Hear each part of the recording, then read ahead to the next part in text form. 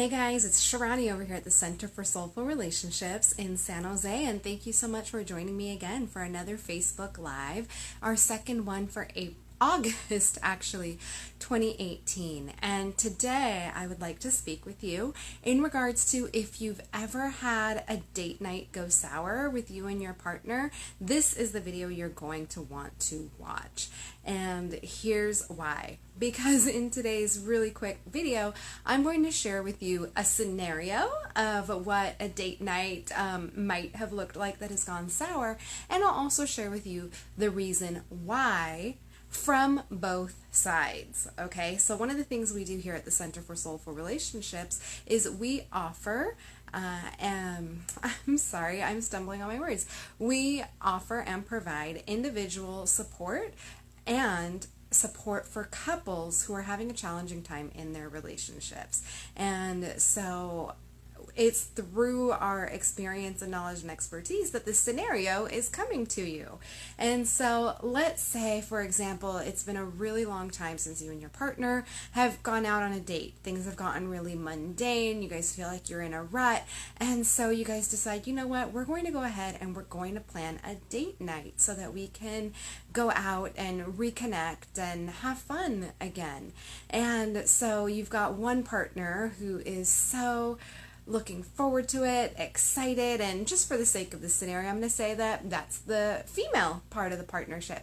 And so she's in the shower, she's getting ready, she's shaving her legs, and she's really looking forward to this date night because it has been a long time since she's felt beautiful in her partnership, since she's allowed herself to connect with her man in this way. And so she gets all prettied up, all dolled up, and she, takes a nice long hot shower, shaves her legs, lotions up her body from head to toe, spritzes on some of her favorite perfume, puts on a beautiful dress, puts on even some heels, and then she goes out into the living room and sees her partner sitting on his butt watching college football or any other type of football or sporting event that might be on, and instantly she's triggered. Before you know it, she's laying into him. You're so lazy. I can't believe you're still sitting here on the couch. What are you doing still watching football? This is all you ever do. I'm so disappointed. I'm so let down. We can never do anything. Nothing ever happens, and we suck. Storms out, and before you know it, date night has turned sour because of that instant second in which she got triggered when she came out into the living room all dolled up and beautiful and saw that her partner was still sitting on the couch. And actually, I wrote a blog about this last week, and so you can read more on the blog. I'll drop the link below this video. Additionally, coming up on the blog next week is the flip side of that scenario, which I just shared with you, which is the other partner's perspective.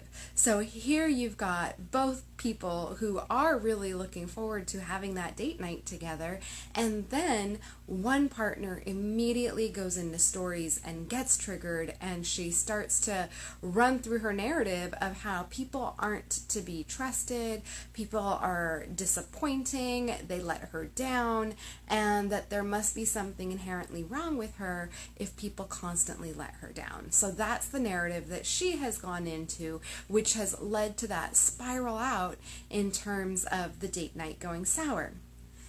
On the flip side, we'll share what I'll call his perspective, because that's just what makes sense in this scenario, and it's usually what we most often see coming through the doors.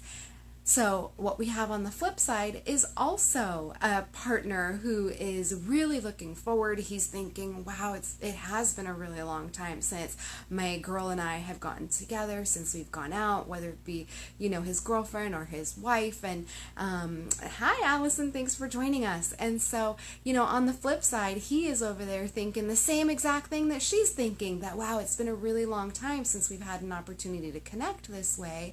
And, he's looking forward to it. And so in his mind, he already has gone through, and this is what the blog next week is going to be about, a little teaser for you.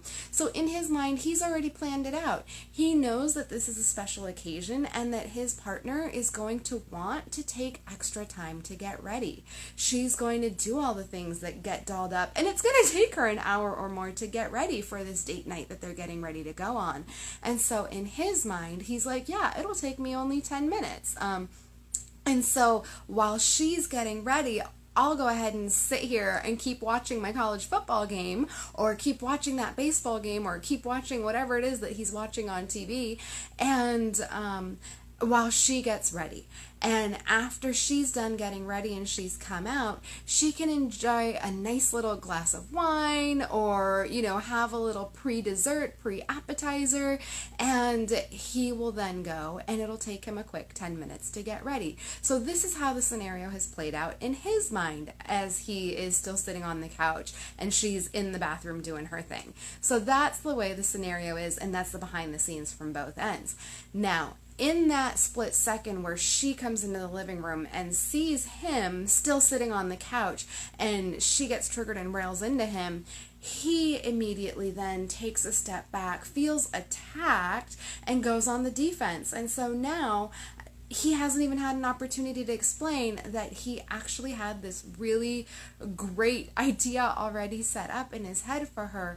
And instead, in listening to what she's saying to him, that you're such a disappointment, you've let me down, you're so lazy, and in his mind, he now immediately goes into stories about how he's heard his mom and dad have this very same argument, stories about how he's not like his dad, but she's saying that he is doing all those same things.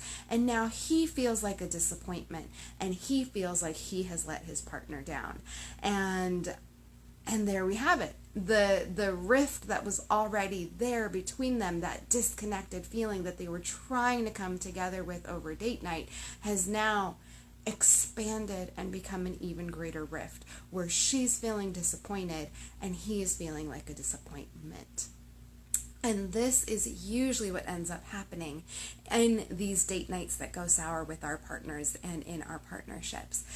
Because each of us has different narratives that we're bringing into the scenario. And when I say narratives, what I mean is all those different stories that we've learned along the way in our lives. We all pick up these different stories. And so our stories are operating in the background of our lives and in the background of our minds, really unconsciously, and we don't even know it until that second where we see something that triggers us, and then all of a sudden we're flying off the handle, and then our partner's stuff is getting triggered too.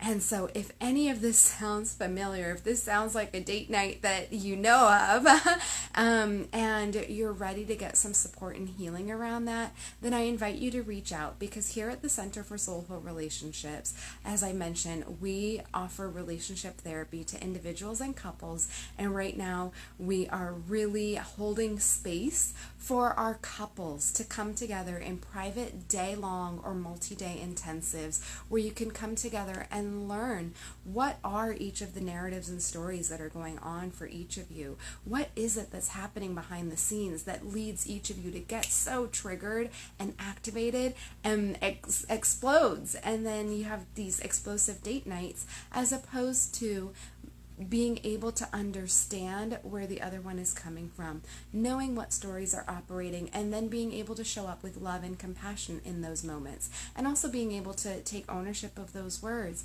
Wow, as I came out here and I see you on the couch while I've taken the hour to get ready for our date night, I have this story that you're not into this in the way that I am, or that this date night isn't important to you in the way that it is to me, or that you're letting me down in the way others are letting me down. And so it can create a dialogue, and then he can have the opportunity to say, wow, you look gorgeous, and I knew it would take you an hour to an hour and a half to get ready, and I wanted you to have the time to get ready, and now I'm going to pour you a glass of wine while I go take the 10 minutes that I know I'll need to get ready. And then you guys can continue to have your date night, and it's not going to get derailed and turn sour the way the first experience did. So if you are ready to welcome in that level of support, then I invite you to reach out to us so that we can get something on the schedule to see that how I here might be able to help you. Like I said, I've said previously, I'm the couples therapist here, and Christopher is our family therapist. So if any of this is resonating with you, we invite you to reach out, or I invite you to reach out so that you can welcome and support. Let's get acquainted. All right, and if you've got any questions as it relates to this scenario or this video, feel free to drop them below. And thank you so much for joining me today. Have a great day. Bye.